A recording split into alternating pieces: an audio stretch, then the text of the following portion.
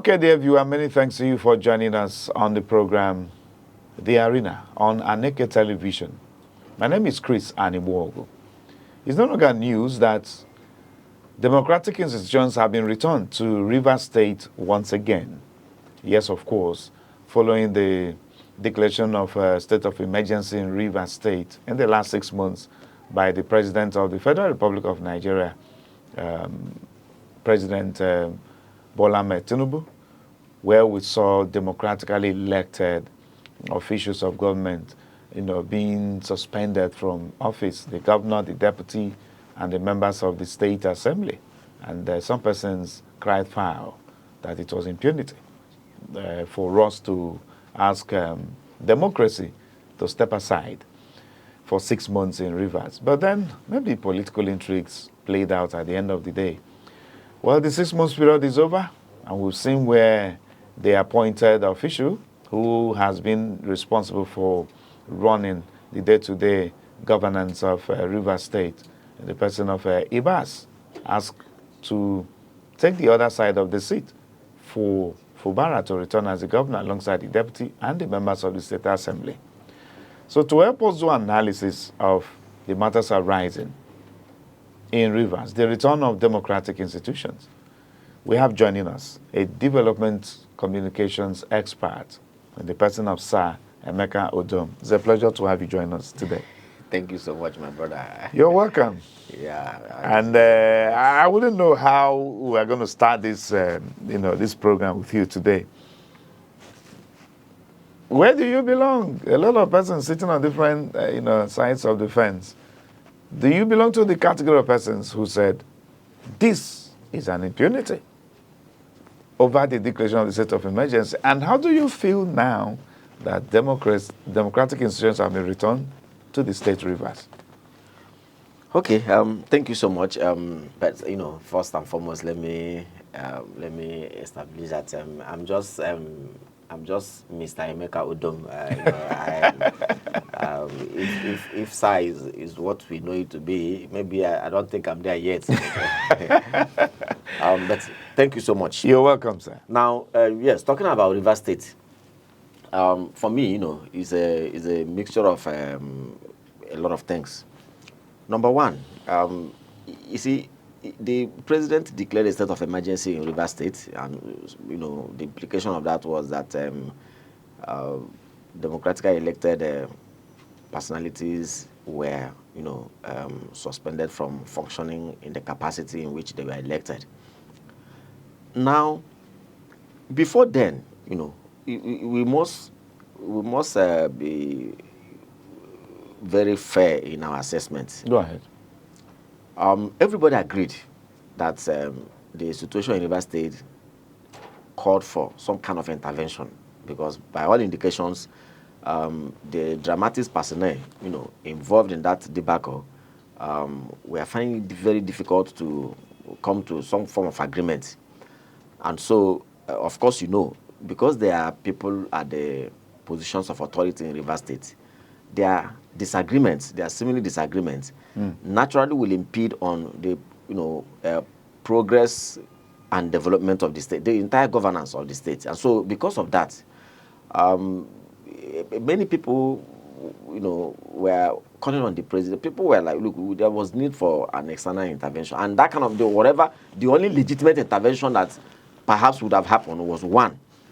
Is either people of goodwill, those that the people involved could respect, in terms of maybe the elders of the state, some religious leaders, or some personalities that that can command respect within the spheres of the people involved, could intervene and call them for a peace meeting. That was one. And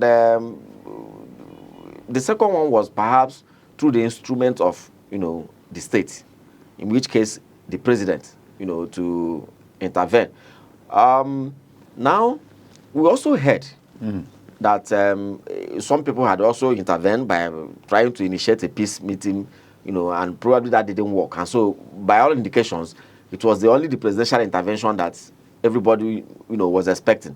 But the disagreement was, to what extent can the president intervene? Okay. And eventually, the president did intervene, and when he did, he intervened in a manner that he did. Now, but also to be very fair, quite frankly,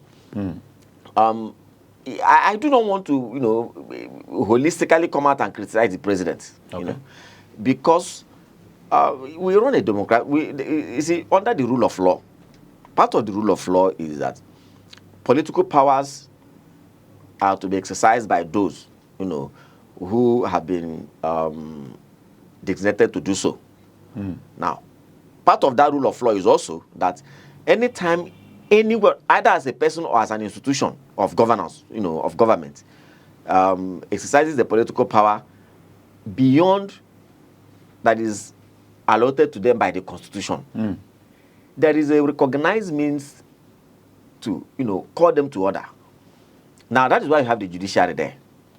Now, when the president intervened by declaring a state of emergency, which I do not think anybody has a quarrel to, because the provision is there in the Constitution, but perhaps, the manner in which and the extent to which that exercise of power went to was what a lot of people quarreled with. But some set of people, the PDP governors, went to court. They approached the Supreme Court, to actually make a pronunciation to let us know the actions of the president, was it within or above his powers? Now, that is where, for me, as an analyst, and as an objective, analyst of the situation, wants to take my stand. Now, that is where, for me, by every implication, I have an issue. Which is? And it is not really a quarrel, but if you want to give it a caption of a quarrel, that is where I have my own quarrel with the Supreme Court. Now, I may not have a quarrel with the president, because he is number one man in the country. The buck stops on his table. Remember that he's under constitutional mandate, and he's under oath, to ensure that peace and tranquility prevails in every part of this country, right? Now, we also agree that he's the chief security officer of the nation. That's right. Isn't it? Now, if he thinks in his own wisdom and in the advice of his own lieutenants, he thinks that the best way to ensure peace is by suspending elected officials in Rivers State. That is his thinking. That is his mindset. That is his own judgment. Now, is it right or wrong? He cannot tell himself. And it is not about what you and I postulate. But we have our opinion. Yes, we have our opinion, but it remains an opinion. The statutory body, saddled with the responsibility of telling the president you acted above or within, why are they quiet? But what about the National Assembly before we go to the judiciary? It doesn't matter. It doesn't matter. The National Assembly is is a separate arm of government, but by operation, we know very well that, number one, many of them are in the same party with Mr. President. They have the same objective. They belong to the same political club. So it is only necessary and expected that they can think alike. They are politicians. But we have the judiciary. Now, there are politicians who belong to the same political club. club. But we believe that the judiciary is apolitical. To the detriment of democracy? No, but you can't say so. And that is why, for me also, one of the reasons why I don't want to blame the president for now is I want to know, in declaring a state of emergency in Rivers State and in sacking elected government officials, are we vilifying the president for a well-intended action to ensure that there's peace and tranquility in Nigeria? Are we over blaming him, dragging him left and right, front and center, for something that he did right? Or did he act overboard? Are his lieutenants misleading him? Those who asked him, who told him to suspend elected officials, did they mislead him? It is only the Supreme Court that can tell us. And why are they keeping quiet? Even when they have been approached by 12 PDP governors to say, please, say something on this issue. Why have they kept quiet for 6 months? on a critical national issue like this. As the arbiter of law. That is my worry. Now, why do you think the judiciary will be quiet or silent, using your words? Don't you think, just maybe perhaps, it could be as a result of why the National Assembly was very quick to hitting on the gavel Yes. in giving support to Mr. President's position? Yes. Just maybe also could be the same reason behind why Mr. President was also quick to pronounce 6-month suspension for elected institutions. Politics. Of course. Politics. Of course. And it is only the judiciary that can regulate the extent to which... politics is a fast-moving vehicle. Look, it has the capacity to even move faster. Right? Depending on the makeup of the people driving the political vehicle, the chief driver and his, crew members and his team of all the technical people piloting the affairs. Now, the only thing that is allowed in a constitutional democracy is one, the people who gave them that mandate. But the people that gave them that mandate, theirs, clearly defined. For instance, if you have given Mr. President a mandate to drive the vehicle, right? Now, there's a specific time that you are allowed to review and to decide whether to renew the mandate or not. That 4 years. Come. That's 4 years. But within these 4 years, there's another body that you could approach to regulate the conduct of the chief driver, to either slow him down, to increase his speed, so that he can listen to you. Because without that other body, all of us will be at the mercy of the chief driver. If you decide to drive beyond, more than the speed allowed of him, yes, there's nothing to counter him. And that is why we must ensure that the body works, and that is the judiciary. That is the reason why, whether they are members of the National Assembly, whether they are members of the executive, the only way to call them to order is the judiciary. It is the judiciary that will let us know whether what they did by supporting Mr. President on the state of emergency is right or wrong. Whether what Mr. President did. Now, you see, because I don't want a situation where I will be clapping for Mr. President for a very wrong action. I don't want a situation where I will join people in praising a man who has taken more than the constitution has allowed him to take.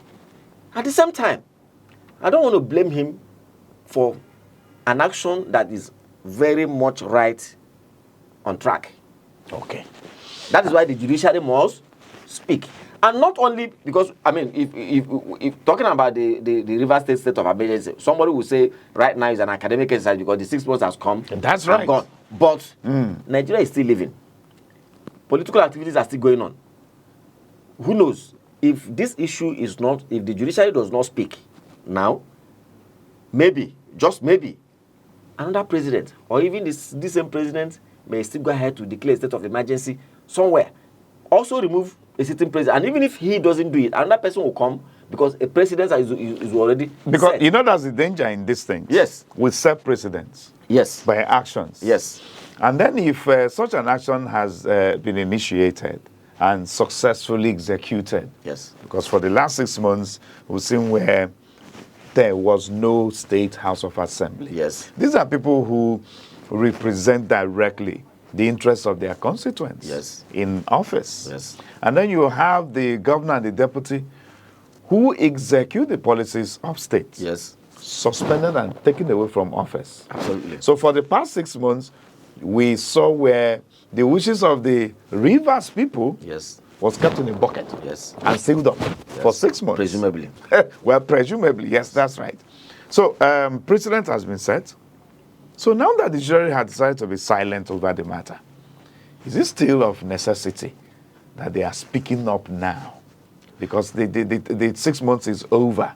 And perhaps, as I asked earlier on, maybe politics could be adduced to be part of the reason. Of course, politics is at the center. Politics is at the center of everything. Isn't that because of the political makeup of Mr. President? That is what we are saying. Mr. President Mr. President is a human being with all kinds of interests just like you and I. I mean, let's be honest, just like you and I. If tomorrow, by God's grace, you know, I pray it does happen, because by then I will know Mr. President. So if by tomorrow you become the president of Nigeria, My producer is clapping behind the scene. so if tomorrow you become the president of Nigeria, now you have your own interest, right? That is the way it goes. If I become the president of Nigeria, God willing, I have my own interest. So there's nobody who will be there that will not have his own interest. Now, I'm going to talk about your interest, an aggregate of you know, every other thing else put together.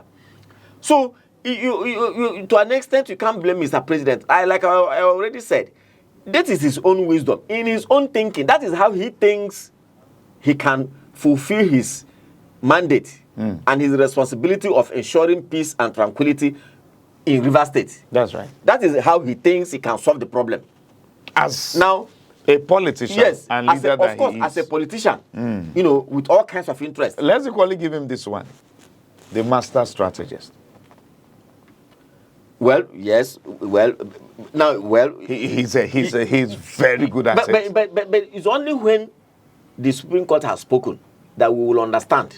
Okay. Whether that is, you know, strategy, a master stroke, or pure recklessness. All right.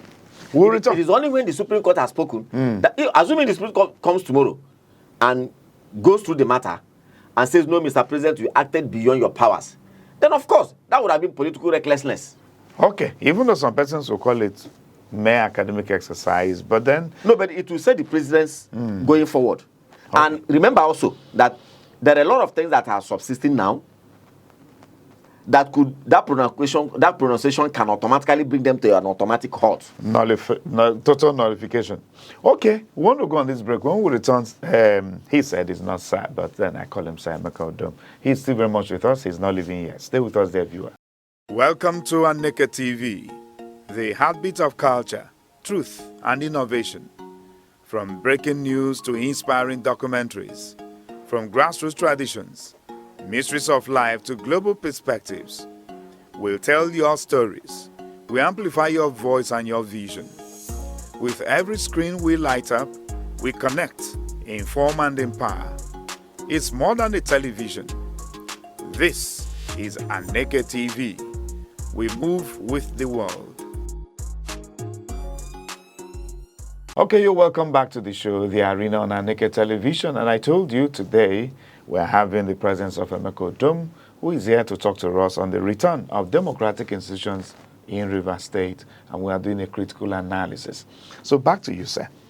Yes, before we went on the break, you've given us your position that despite the decision of the president, despite the position taken by the National Assembly over the matter in Rivers, that the key interest here is the position to be taken by the judiciary. Yes. That has decided to remain silent till now. Yes. Well, somebody said, since they've decided to be silent over the matter till now, they should forever remain silent. But you've just made a point. Yes, the 6 months suspension has been served. Democratic institutions have returned again in Rivers. Yet, we are still interested in hearing from the judiciary. So that moving forward, let us know to what extent could the president, beyond Bola Tinubu, to what extent does the president has the power to declare emergency in a state to the extent of removing elected officials? Absolutely. The Vice President, Kashim Shettima, the other time, during Ladoke's book launch, made us to understand that he was never at the same position with Mr. President on the declaration of state of emergency in Rivers. He cited his own experience when he said, during his days in power as governor of Borno State, the then President Goodluck Jonathan was about to suspend him. Yeah. But Ladoke told him, Mr. President, you don't have the powers to suspend even an elected councillor. Well, all of this. But then again, a very important point we pointed out earlier is the factor called politics. And politics, the last time I checked, has to do with interest. Some persons have the opinion that just maybe Mr. President's political interest in Rivers is overwhelming, and he needs Rivers to be his by all means. According to analysis, that if you are going to be a president in Nigeria, you need support from 3 states, Lagos, Kano, and Rivers. Mr. President lost election in Lagos to the Labour Party in 2023. He lost Kano to NNPP. But then he got Rivers. So this time around, having a PDP governor still in place, would that not be detrimental to Mr. President's political interest in 2027? Perhaps, maybe. That's why he needs Rivers, by all means. So now that the man has returned as governor, See, what do you think is going to happen politically moving forward? let me tell you. Go ahead, sir. To begin with, we don't need to look too far. We are students of the society, and we follow events. And I'm a journalist of, close to 2 decades. That's right. In this country. That's right. The truth of the matter is that interest is at the heartbeat of all of these things that are happening. You recall that in Rivers State, the current Minister of Federal Capital Territory, just Aneke, the immediate past governor of Rivers State, is at the center of this whole thing. That's right. Now, you remember also that at the beginning of this, I think that was about 6 months into similar Refurbished administration, when the problem, began to rear its head. He said it himself then that it's a matter of structure, that the governor was trying to tamper with his structure. Good. Now we begin to ask, why does Mike need a structure? He is not contesting an election in 2027 as, of course, he cannot be as governor. As governor anymore, yes, he's done 8 years. We are not sure he's contesting as president. So why does he need a structure? And even if he wants to go to the Senate, he doesn't need the structure of the entire state. That's right. It's all because he wants to use the structure to deliver the state to someone else. And who else again could that be other than his current benefactor, the man who made him the Honorable Minister of Federal Capital Territory? We know these things. And that's why I said that, look, Mr. President is there with all kinds of interest. It's a baggage of, it's a magazine kind of bag. All the political interest, all kinds of interest. They are there. And rightfully so, because even if it's you or me, anyone, such interest will still be there. But maybe to an extent that shouldn't now the point be that detrimental to democratic development. You see, that's what I'm saying. That is what I'm saying. That you see, when a man is in pursuit of his interest, right? Now, except those things that are very obvious, if we were to compare them to medicine, you say, oh, these are OTC drugs. Anyone can. You don't need to be an expert before you can go and administer these drugs to yourself or to anyone, because they are the over-the-counter drugs. No, so these points are, you don't need to be a political expert. These are over-the-counter issues that anybody should know. Now, Mr. President, in pursuit of his interest, we cannot say his interest is detrimental to the interest of the nation. It is the court that will declare that. Once a court, the Supreme Court in this instance, declares the action Mr. President took in Rivers State as ultra-vires, that is, he acted beyond his powers, then we can now say, Mr. President, you put personal interest or political interest above the interest of the nation. You and I can sit down to say it. But right now, if we say so, that would be very unjustified, because the Supreme Court needs to speak. You see, look, the NBA, the body of, the bar in Nigeria, right, made their own pronunciation. These are body of eminent personalities, learned gentlemen and women. Within the legal... Of course, when you say learned, you are looking, you are referring to the people, in the legal profession. No matter how you and I, no matter the extent to which we are educated, we cannot call ourselves learned. We understand. Good. Now, however, the opinion that they expressed, even though they are gentlemen and women of the legal profession, is purely an opinion. It's just, look, to the extent to which it can go is like you and I are using it now as a pedestal, right? It cannot hold water, because bar is not a court of law. That's right. Even though the people that are in the court of law are from the bar. They belong to they are of the same stock. Yes. And that is why I'm saying that the judiciary in Nigeria needs to speak up. From the perspective of the bench, must make a pronunciation on this matter. Okay, Emeka. And it's only after they make a pronunciation that you and I can sit down here and we would say, Mr. President, you put your party interest, you put political interest above the interest of the nation. And then we will be justified. Until that happens, somebody is equally saying, what if the judiciary decides to remain silent forever? Then it is a big error. Okay, sir. It becomes a big error. And that is why I want to use this opportunity to tell the judiciary. You see, this is a very, there has never been any matter that is so controversial As this one. as this matter. Because if you look at all the people that should know, in quote, the learned gentlemen and women of this country, the Attorney General is speaking from a different perspective. The bar is speaking from a different perspective. The legal minds in this country are, you know, they are divided. They have a divided opinion on this issue. The Supreme Court needs to make a pronunciation. All right, sir. And Whether on a post basis or until whatever. they do that, we're all ears and we're watchful. Now, these democratic institutions are returned. Yes. Moving forward, what are you expecting? The local government elections have been organized there Yes. by the appointee Yes. of Mr. President. Yes. And we saw political intrigues playing out. Yes. The opposition party, APC, in the state actually had to take up to 20 local governments out of 23. Absolutely. What do you think is going to play out politically from now? Now, let me tell you, do you know that today, Mm. even though the state of emergency has come and gone, if the Supreme Court tomorrow decides that, look, on that matter, say, Mr. President, your actions, you had no right to suspend a sitting governor. Do you, and go ahead to appoint a sole administrator? Do you know that even the election at the sole administrator superintendent, what do you think will happen to it? It will be cancelled. Because you cannot build anything on top of nothing. You see the implication? So that is why, like I said, that we still need to hear from Supreme Court, because a lot of things that are subsisting now drew their strength, their political strength, from that action of Mr. President. Right? And it's just like when you say, look, except if the Supreme Court says that, well, since this has happened, this can stay, but going forward, this shouldn't be. Now, look at election, and by the way, let me say, we all savor peace. We all look forward to peace. In fact, everywhere, not to talk of even River State, that we need it most, because that's a good, of course, you and I know that a good chunk of the nation's resources, comes from rivers. Good.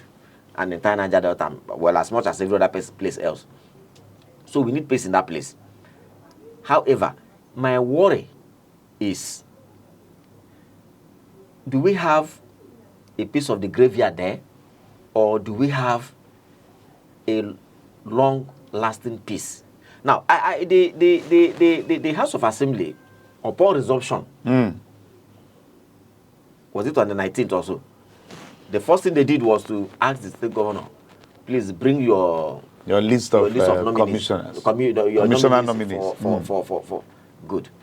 Now, I'm wondering why they had to, on the very first day of resumption. I would have expected that what the House of Assembly would have done that day was to,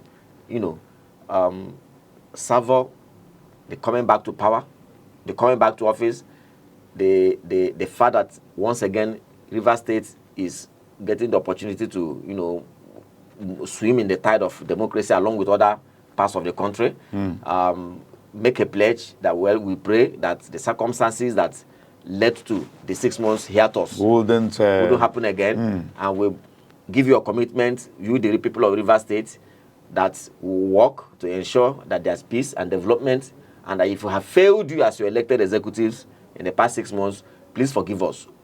I thought that would have been the language, and not to begin to issue some kind of directive to the governor. Please let us. Now, what about if the governor?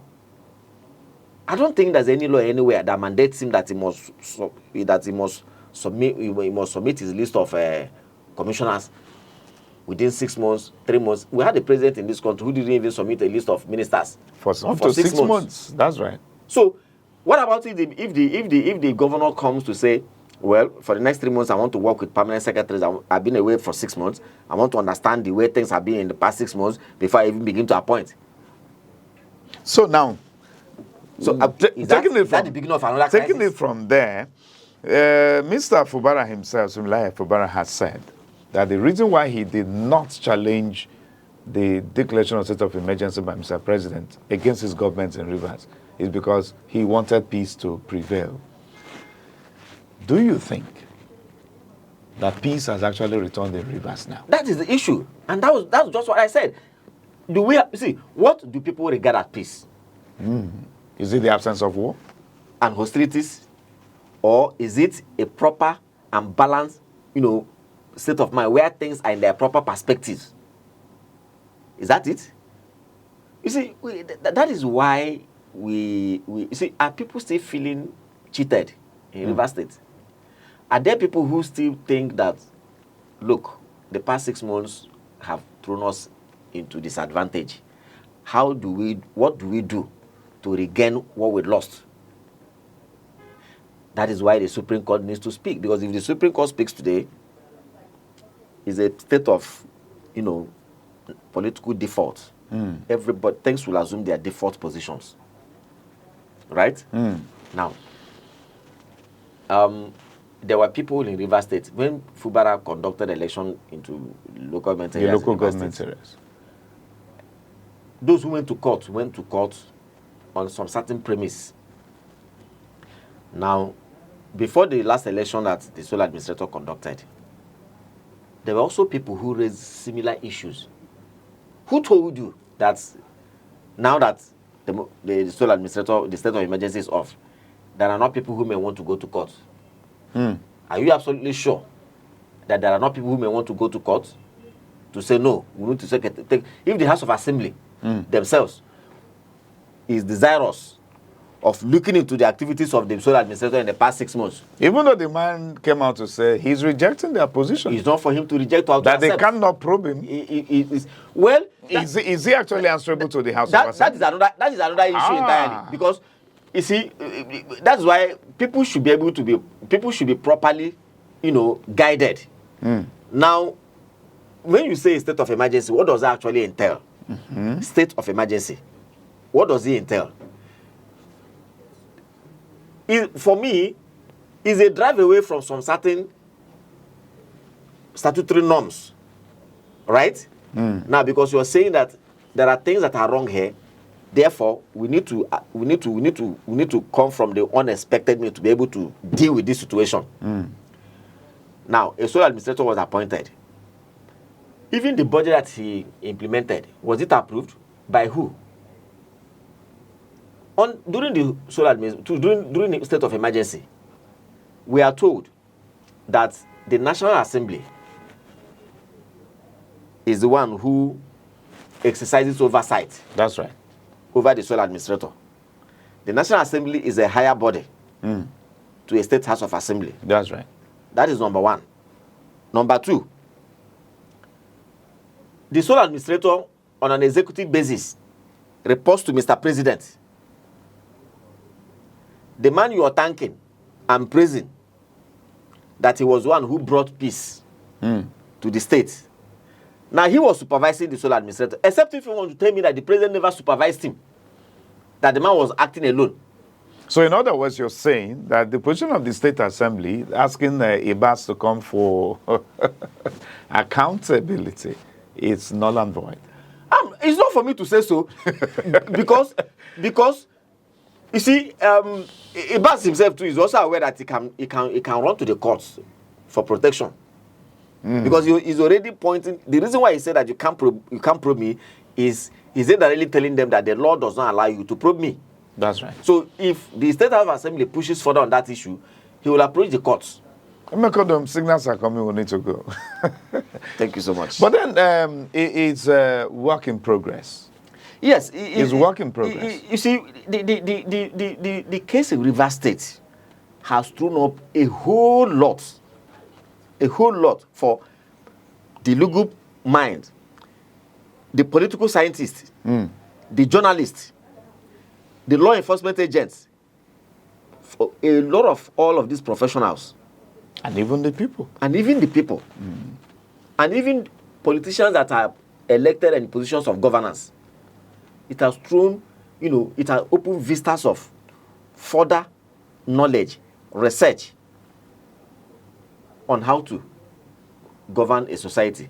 All right, sir.